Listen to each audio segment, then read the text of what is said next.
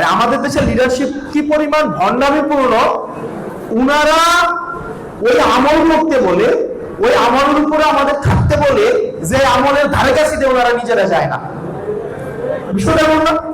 এখন আমরা এখানে যারা আছে, আমাদের সমস্যাটা যেহেতু আমাদেরকে এটা অ্যাড্রেস করতে হবে।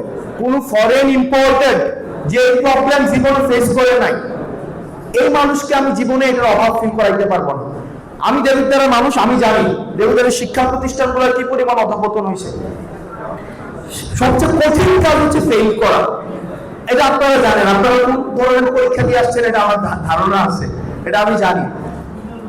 মানে দেবিদ্বারের নকল, এটা খুবই দুঃখজনক। সারা বাংলাদেশের মধ্যে আমাদের সময়ে নকলকে নেতারা হচ্ছে নিজে প্রচার করছে, এবং তাদের নির্বাচনী ম্যান্ডেট ছিল, আমি যদি নির্বাচিত হয়ে আসতে পারি পরীক্ষার হবে কিন্তু আমি ব্যাকআপ দিব।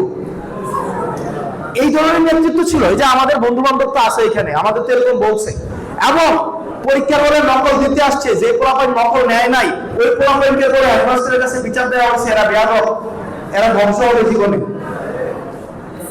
এই ধরনের নেতৃত্বের মধ্য দিয়ে কিন্তু আমরা গিয়েছি।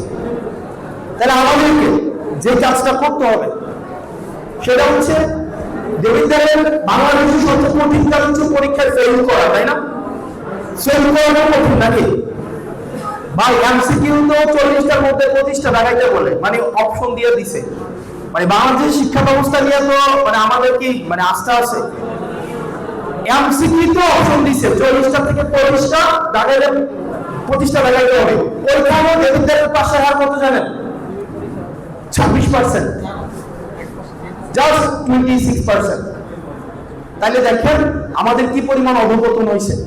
আর আমাদের রাস্তাঘাট একটা ওইদিন একটা লোক বলতেছে 6 মাসের প্রেগন্যান্ট উইমেনকে যদি 4 দিনের মধ্যে একবার নিয়ে যাওয়া হয় মোটামুটি ডেলিভারি হয়ে যাবে। মানে আমাদের রাস্তাঘাটের যে অবস্থা, একটা এমপি কে প্রত্যেক বছর 25 কোটি টাকা তাকে এমনি দেওয়া হয়, তার মানে 5 বছরে 125 কোটি টাকা দেওয়া হয়। আমাদের দেশের, আমাদের কুমিল্লার ইনফ্রাস্ট্রাকচার টিকে আছে, এটা সেলফ ফান্ডিং এর কারণে। কারণ আমাদের মানুষের টাকা পয়সা আছে, মানে মোটামুটি সবাই যেহেতু বিদেশে থাকে, তো যার কারণে সেলফ ফান্ডিং এর কারণে গভর্নমেন্ট থেকে আমাদের দেবিদ্বারকে এখনো পর্যন্ত কখনোই ফ্যাসিলিটেট করা হয় নাই।